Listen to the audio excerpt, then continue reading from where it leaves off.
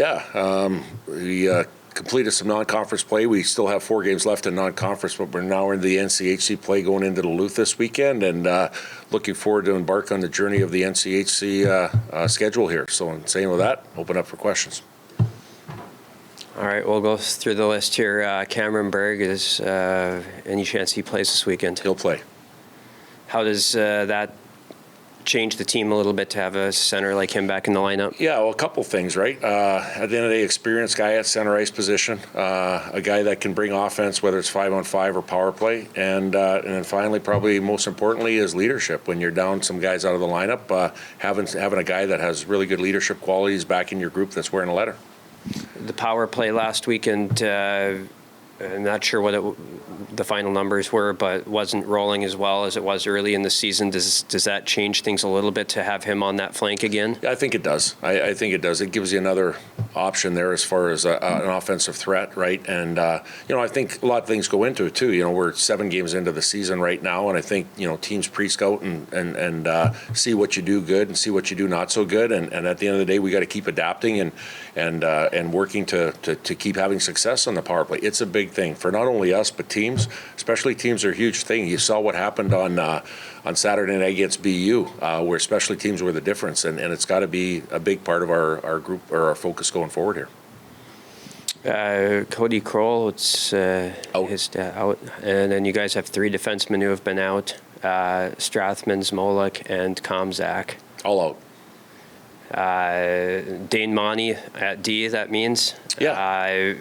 What have you seen from him at coming in and jumping into a different position? A guy that has a lot of enthusiasm, that's team first, that's willing to do anything. And you know what? Like, he went into Cornell. I thought he did a really good job, of getting the minutes and playing a heavy, hard series. And, when we went down 2-0 in that game on Saturday, he made a great play, a great breakout play, a great play through the neutral zone to get a shot on net, and Dylan James put in the rebound. Like, he's not afraid to play. And at the end of the day, having guys like that probably haven't had a lot of experience in that position of just going out and playing and playing with a lot of heart. How has he handled it, his time here? He's had that whole year where he was off. He's switching positions. Definitely different experiences for him. How has he handled all the changes? Well, it's funny you mentioned that. I think he's leaning on some people, as far as coaches, not only coaches, but the players on the ice. His brother Brock, Tim Hennessy mentioned to me yesterday that, his brother Brock played defense and, asking him questions and different things. That's what you like about players like that have a growth mindset. They're not afraid to lean on people or ask people to help them out, and that's what we're here for, helping each other out to try to get better, and he emulates that 100%.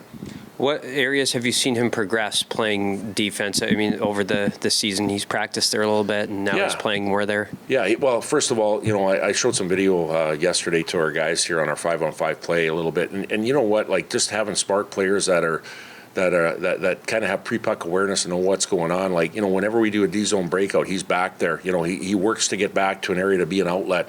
In the neutral zone, too, when there's a flip-out play, like there's a situation, he used his hand, put it down, got it on his stick, and moved the puck north. Like, just having simple focus of the sharp details of what you need to have success. And, he hasn't played that position a whole lot. And at the end of the day, he's only going to get better and better. What sort of things do you need to do at Minnesota Duluth to have success this weekend? Yeah, I think the start of games. We always talk about, being on the road and having a quick start or a faster start. Scoring the first goal is always important, but, nonetheless, of gaining momentum in the first period of doing that, I think a discipline is a huge deal. We went on the road and we took some penalties in the first period, on both nights there. And at the end of the day, of giving your team a chance to have success and build momentum and trying to get that first goal and play from ahead instead of behind. How have the guys responded to this adversity here recently of all the injuries happening? Yeah, you know what? Again, staying together. Number one is staying together as a group here. Every year presents a different opportunity within your group, and every year is different. And this year, it seems like, at the end of the day, there has been a little bit of adversity, but there's no built-in excuses on what it is. Like, we had a tough non-conference schedule? Absolutely. Have we got the results we wanted through that? Some nights we have, some nights we haven't. And again, I think just knowing where we're at as a group here, with what we have and what we don't have, and playing to your strengths of your game, and believing in each other and staying together, knowing that it's still early in the season here, and now we're getting into conference play here, and just keep building trust and within our group here, and playing the right way.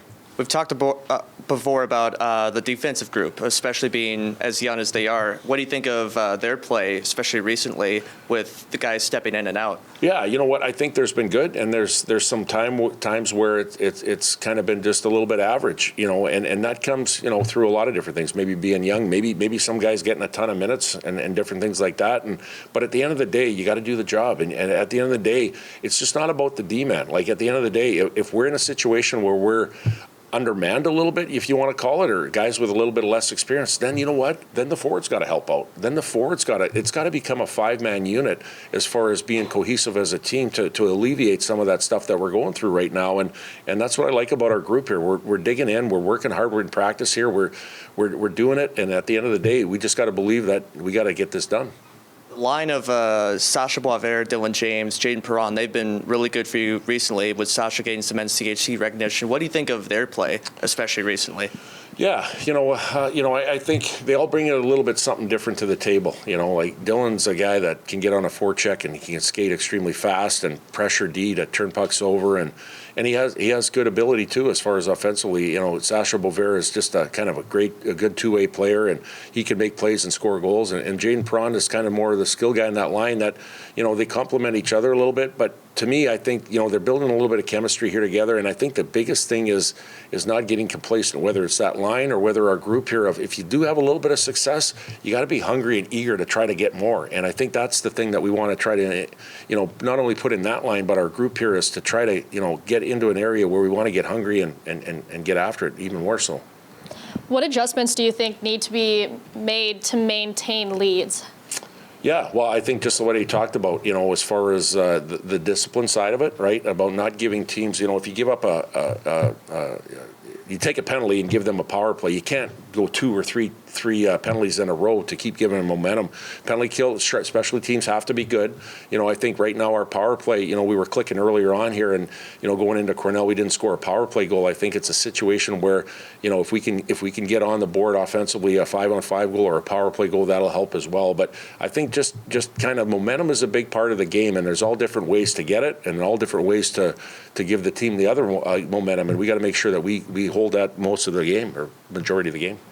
So talk to me about the new additions to your goalie roster with Alexi Hewson. Yeah, so I think there's when Alex sent out the press release on Monday about adding to our group, I think there's always a lot of questions as far as, well, what does that look like, or why are you doing it? And for us, and I know around the country there's a couple of programs that had some significant injuries to their goalie group here that they're going to have to deal with it as well. But, for us, the biggest thing is we know TJ right now, and we know Hobie are going to get the workmanlike share of the reps in the games here. At the end of the day, you have to have 3 goaltenders. Caleb Johnson's been an outstanding goaltender for us here, of pushing our group here and making us better each and every day and being a leader. But it looks like he's got a long-term injury here now that's going to put him out for a significant amount of time. You got to protect your group. You got to make sure that you have a situation where not only in games that you have another guy if he needs to be available, but in practices for sure, when you get a lot of reps as a goaltender, in a lot of practice and a lot of reps, you need to have a third guy in there to give the other guys a little bit of a breath here. And we went on campus here to find a goaltender that's played high school hockey in Chaska.